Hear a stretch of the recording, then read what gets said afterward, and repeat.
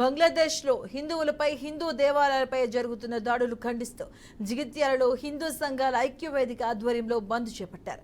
పట్టణంలోని హోటళ్లు, వ్యాపార సంస్థలు మూసివేశారు. విద్యా సంస్థలు, హోటళ్లు, షాపింగ్ సెంటర్లు, సినిమా థియేటర్స్ అందరూ స్వచ్ఛందంగా బంద్లో పాల్గొన్నారు. కాగా ఎలాంటి అవాంఛనీయ సంఘటనలు చోటు చేసుకోకుండా పోలీసులు ప్రముఖ కూడలిలో బందోబస్తు నిర్వహిస్తున్నారు.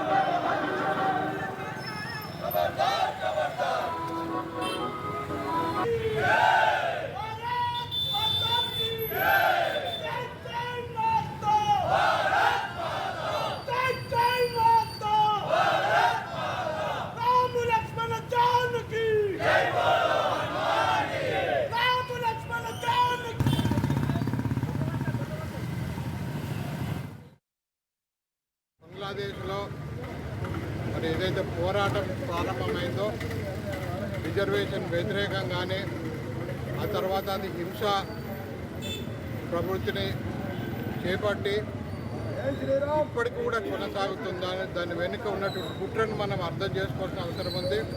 గతంలో మణిపూర్లో కూడా ఇటువంటి సంఘటనలు జరిగినాయి. కోర్టులో వచ్చిన తీర్పు అక్కడ ప్రభుత్వాలకు సంబంధం లేకపోయినా కూడా కేవలం ఇది ఒక కుట్రపూరితమైన హింస. మరి ఇటువంటి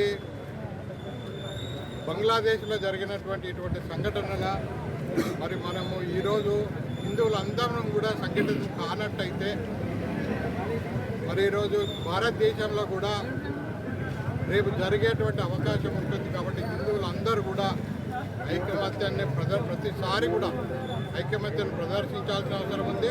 హిందువుల మీద దాడి జరుగుతుంది. హిందువుల మీద దాడి జరగడానికి కారణం అక్కడ మైనార్టీలుగా హిందువులు ఉండడం జరిగింది.